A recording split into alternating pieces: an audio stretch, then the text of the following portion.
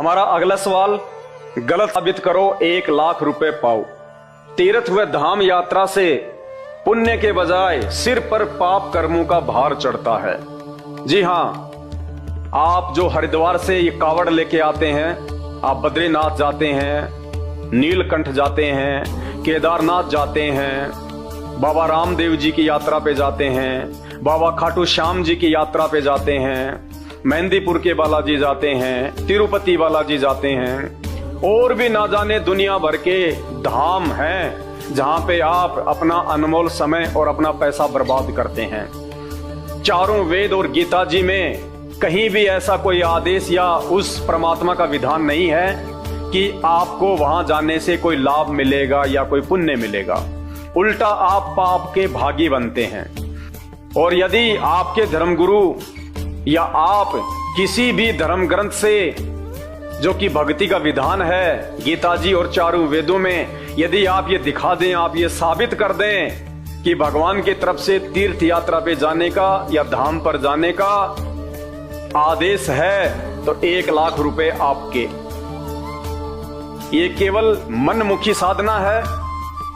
मनमुखी धर्म गुरुओं ने अपनी तरफ से भगत समाज को भ्रमित किया हुआ है, केवल अपने धार्मिक धंधे के लिए। बाकी हमारे सदग्रंथों में, हमारे धर्म ग्रंथों में तीर्थ यात्रा पर जाने से लाभ मिलेगा या पुण्य मिलेगा, ऐसा कहीं नहीं लिखा हुआ है, और ना ही परमात्मा की तरफ से ऐसा कोई विधान या आदेश है। और जब हम उस परमात्मा के आदेश को छोड़ के मनमुखी लोगों के कहने पे मनमुखी साधना शुरू कर देते हैं, तो हम उस परमात्मा के दोषी बनते हैं। तो यदि इस पॉइंट पे हम गलत हैं, तो आप हमारे को चारों वेद और गीता जी से प्रमाणित कीजिए, और 1,00,000 रुपया जीतने का मौका अपने हाथ से मत गवाइए। आपके पास जवाब नहीं है तो आपके गुरुजी, आपके धर्मगुरु, आप उनसे सवाल कीजिए। यही सवाल जो मैं आपसे कर रहा हूं। यदि आपके धर्मगुरु इसका जवाब दे देते हैं और आपके धर्मगुरु कहते हैं कि बेटा गंगा जी में नहाने से बहुत लाभ है, गया जी में जाके स्नान करने से बहुत लाभ है, कावड़ लाने से बहुत लाभ है, तो आप 1,00,000 रुपए जीत सकते हैं, यदि आपके गुरुजी परमाणु के साथ यदि ये साबित कर दें तो। और यदि आपके गुरुदेव भी धर्मशास्त्रों से प्रमाणित नहीं कर पाते हैं, तो त्याग दीजिए ऐसे नकली धर्म गुरुओं को, जो अपने ही धर्म ग्रंथों के विषय में, कि इनमें भक्ति और भगवान के विषय में क्या लिखा हुआ है, तीर्थों के विषय में क्या लिखा हुआ है, देवी धाम के विषय में क्या लिखा हुआ है। और यदि आप जानना चाहते हैं सच्चाई कि तीर्थों पे जाने से लाभ है या नहीं है, गंगा स्नान करने से, गया स्नान करने से लाभ है या नहीं है, या उल्टा नुकसान है, तो आप YouTube पे जाके सर्च कीजिए सत्संग संत रामपाल जी महाराज, आपकी आंखें खुल जाएंगी।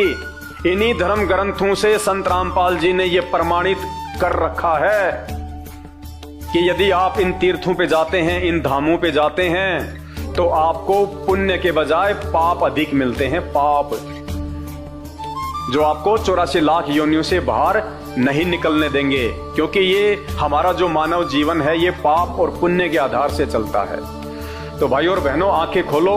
आप 21वीं सदी के आप शिक्षित युवा हैं, व्यक्ति हैं। आज भी यदि आप सोच विचार करके आध्यात्मिक जीवन में आगे नहीं बढ़ेंगे और किसी भी नकली संत महात्मा या धर्म गुरु के कहने से या उसकी बनावट को देख के कि बाबा जी ने तो बहुत बड़ी जटा बढ़ा रखी है, या बिल्कुल बाबा जी ने बाल जो है सफाचट करवा रखे हैं, गले में रुद्राक्ष की माला है, और बाबा जी ने तो लाल लंगोटा पहन रखा है, पीले वस्त्र पहन रखे हैं, 24 घंटे राधा राधा करता रहता है। इन चीजों को देख के ये साबित नहीं होता है कि वो धर्मगुरु भक्ति और भगवान से परिचित है।